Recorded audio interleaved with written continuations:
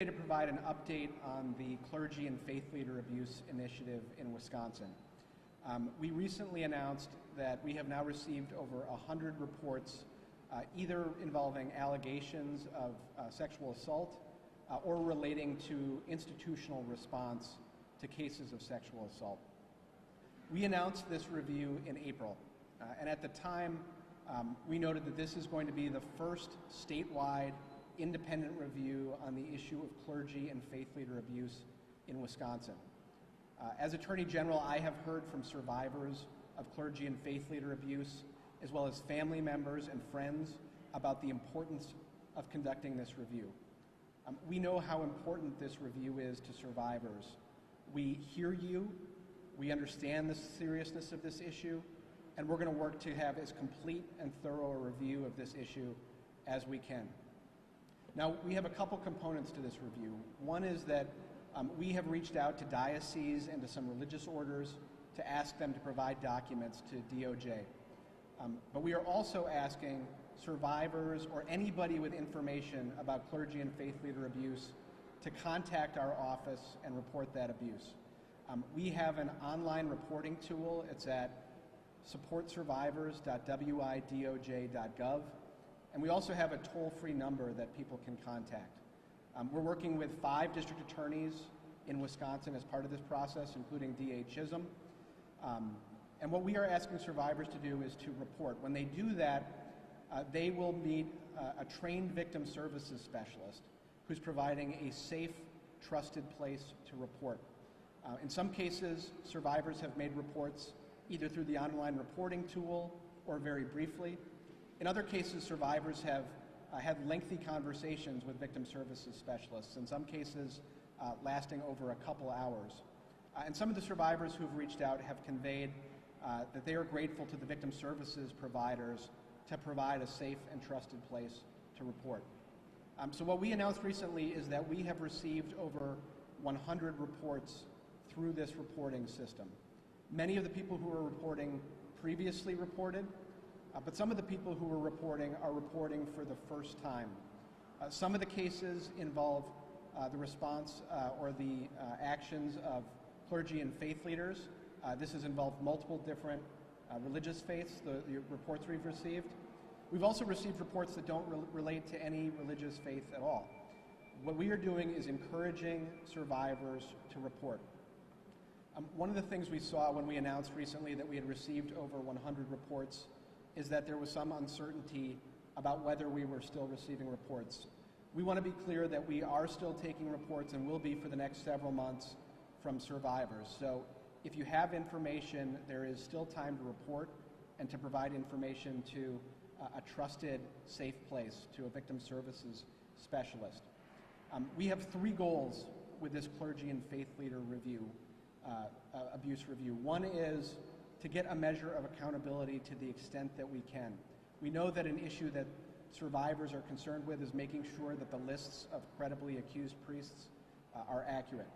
We also want to connect survivors with victim services, and that's something that we've already had significant success doing as part of this initiative, because as I mentioned before, a number of survivors are reporting for the first time. When folks report to DOJ, as I mentioned, there are trained victim services specialists who are there to take reports, but they can also connect survivors to local victim services around the state. And then third, we want to make sure that we are preventing anything like this from ever happening again. And so we want to work to identify what the problems were and hopefully to work with dioceses and religious orders to provide best practices on how to prevent future cases of abuse. Again, these reports are a critical part of the work that we're doing. The Milwaukee archdiocese made public that they are declining to cooperate with the major portion of this review. And given that, it's particularly important for us as we work to get a comprehensive picture of the facts here that survivors report. So with that, I want to thank you all for coming. I'll come back to take questions at the end, but let me turn it over to D.A. Chisholm. Thank you very much, Attorney General Call, and thank you for coming. This is part of essentially a tour of Wisconsin, and I want to convey that when first announced in Madison that I was joined by my fellow district attorneys, those district attorneys that represented dioceses and archdioceses, with a uniform spirit that this was an important issue and it was an essential time in the history of this state to reach out to the victims of past abuse, to make sure that there was no current concerns, and really looking forward to the future. And that would be a future of accountability, the expectation that people who are going to people for spiritual support, for other types of support, are going to be safe when they do so. So this is an important moment. You've seen throughout the country a movement towards accountability, and I'm grateful to the Attorney General for initiating this process. And we started where it's most important. We start by allowing a safe, accountable process for victims to contact a hotline and to start receiving services. We found that many, many times, whether it's in the family violence context, the sexual assault context, the first thing we have to do is provide support and services to the victims to make sure that they are adequately addressed with their physical needs and all the other needs that they have.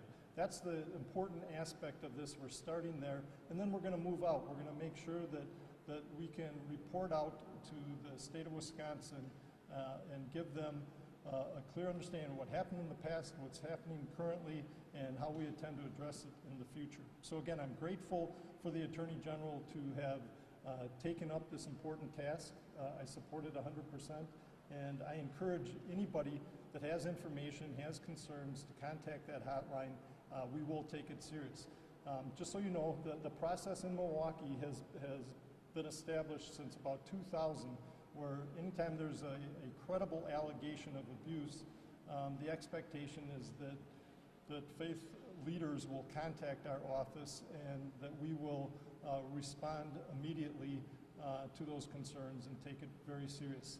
Over the years, we have in fact prosecuted individuals who, even those whose acts occurred a long time ago, we've been able to move forward on some of the prosecutions because of the willingness of victims to come forward.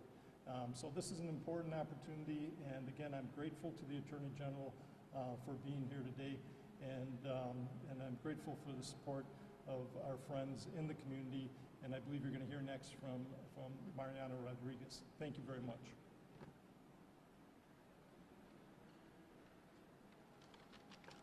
Good morning. My name is Mariana Rodriguez, and I'm the director of UMOS, Latina Resource Center. I've been an advocate for over 20 years, and our work with victims of sexual assault is very intense and very comprehensive. In working with victims, it is such a critical time for them when they start to report or disclose that they have been victims. It's never easy for them. It takes a great deal of thought process and thinking through of whether they want to ever disclose that a loved one, a family member, or even even within the church, if there's been ever any abuse. I think victims can even be more conflicted when they may have experienced some form of sexual abuse within a person or space where they went for spiritual guidance. It's very difficult, it's very complicated.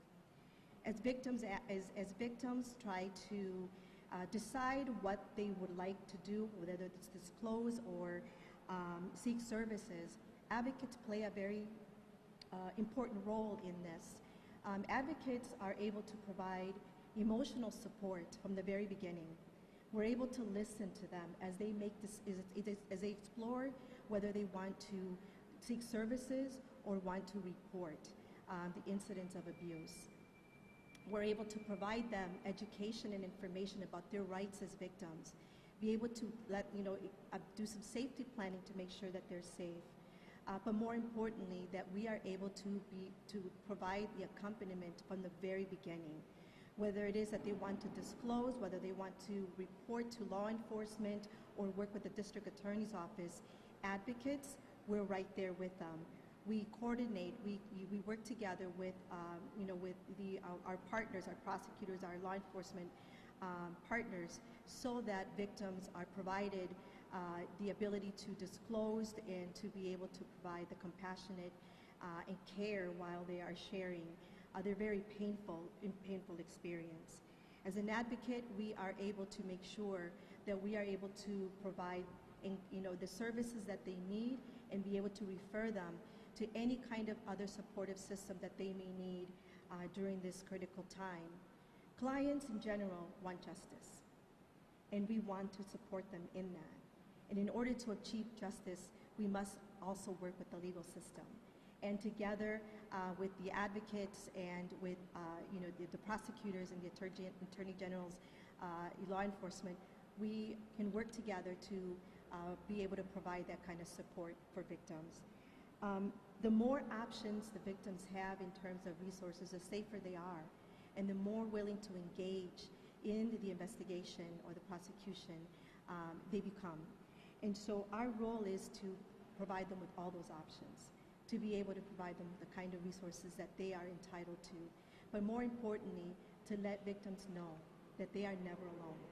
They are never alone in their journey, from the disclosure to the investigation, to even if they don't want to disclose, just to keep the conversation with us and to talk to us as they make a decision to disclose or not. We're there for them.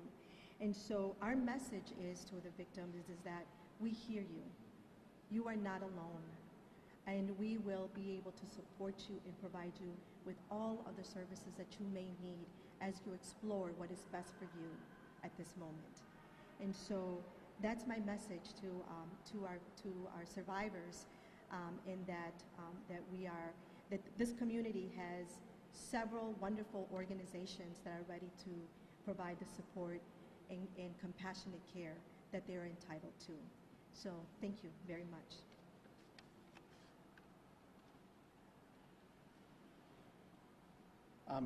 First, I want to just say thank you to Mariana and John for joining me today, but also for the work that they do day in and day out to protect public safety and to stand up for survivors. I'm going to open up to questions in just a minute. I did want to add one point, though, which is that I think some folks have wondered about what the process is when reports are made. And I mentioned before that we're providing a safe, trusted place for survivors to report to a trained victim services specialist. Once those reports are received, with each report, we have a multidisciplinary team that reviews the report. Those teams consist of a prosecutor, an investigator, and a victim advocate. And they make an assessment based on the information received about what the next step is. If there's a potential criminal investigation that could happen or a potential prosecution, those cases, if the survivor who reports wants to move forward with that, would be referred to local law enforcement or a district attorney. But even when cases can't be referred because, for example, there may be a statute of limitations issue, we are still including those in our review of clergy and faith leader abuse. I also want to emphasize that people shouldn't assume that just because they've reported before that we will receive that information. We are working to get as many documents and as full a picture as possible, but we encourage anybody with any information to report so that we have as complete a review as we can conduct. So with that, I'm happy to take any questions.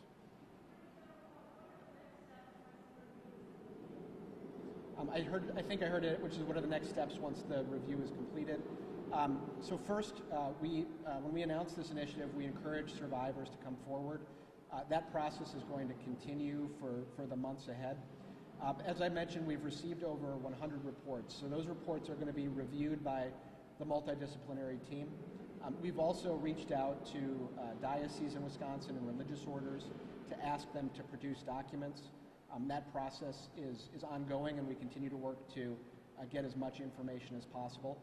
Based on the information we receive, we're going to assess that and figure out what the next steps are. We're going to follow the facts where they lead, and if they lead to criminal referrals, that will happen, but if instead they lead to conducting just an overall review and a summary of the information we've received, that's part of what will happen as well.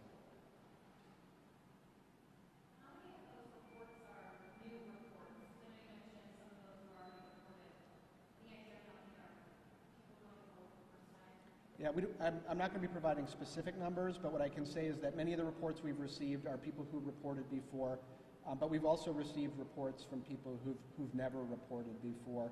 When we complete the review, we'll be providing those kind of details about what the overall picture shows.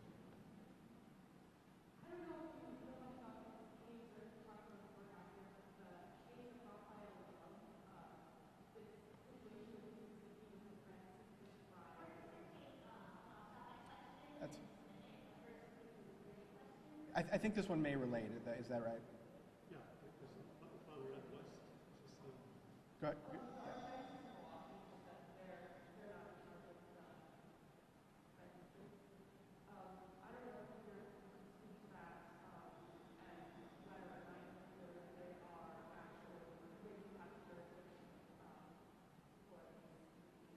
Yeah, I'll let D.H. Chisholm add to this in a minute, so I know that there was a suit that was filed. Just to be clear, our office is not involved in that case.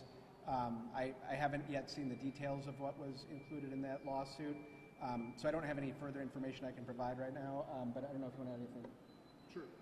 I believe you're referring to the Father Ed West case. Sure. So what I could tell you is that my office was directly involved in that investigation because of the jurisdictional issue that they were headquartered here. The allegations are that it occurred in northern Wisconsin or in, I believe, Winnebago County and then in Mississippi itself.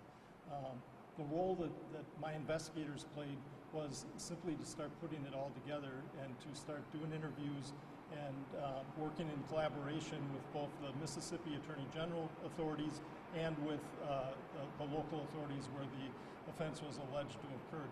Doing that baseline work was invaluable, quite frankly. So we were able to give the authorities in Mississippi a significant factual basis to initiate charges, and the same is true with our colleagues here in Wisconsin. So that's the approach that I take on all of these things, is that I have certain resources, certain skills. Obviously, I have investigators and prosecutors that do hundreds, if not thousands, of sexual assault investigations. Many of them involve children. Many of them involve very vulnerable people, and on occasion it involves people who are in a position of trust. So those dynamics are not foreign to us.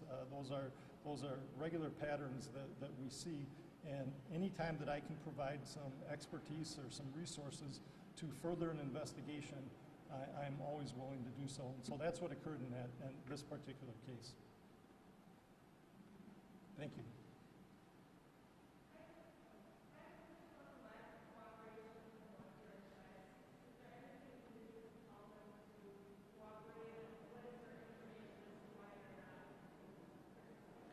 Yeah, well, first, Milwaukee Archdiocese made public their response to our request for documents, and they made clear that at this point they're unfortunately not going to cooperate fully with this review. I think this is a real opportunity for dioceses and for religious orders in Wisconsin to first work with us, because this is the first statewide independent investigation there's ever been in this issue. I know the Milwaukee Archdiocese has said that it's proud of its response in this issue, and if that's the case, I hope that they will work with us so that they can demonstrate that. Unfortunately, what they've chosen to do so far is to decline to work with us. What we are going to do is work to obtain the documents we need to conduct a full review using whatever tools are available. Part of what we're doing right now is gathering information through these reports. Based on the information we receive, that's going to dictate where we go next with this review, and we'll indicate what options may or may not be available. We're not going to go into details of our strategy as we move forward at this point, but it's my hope that as religious orders and as the diocese in Wisconsin, including the Archdiocese, see what we're doing, they'll see that this is a real opportunity to help show exactly what's going on, to help finally, fully, and independently address this issue in Wisconsin, and ultimately to make Wisconsin safer for potential survivors, so that we can prevent cases like this from happening in the future.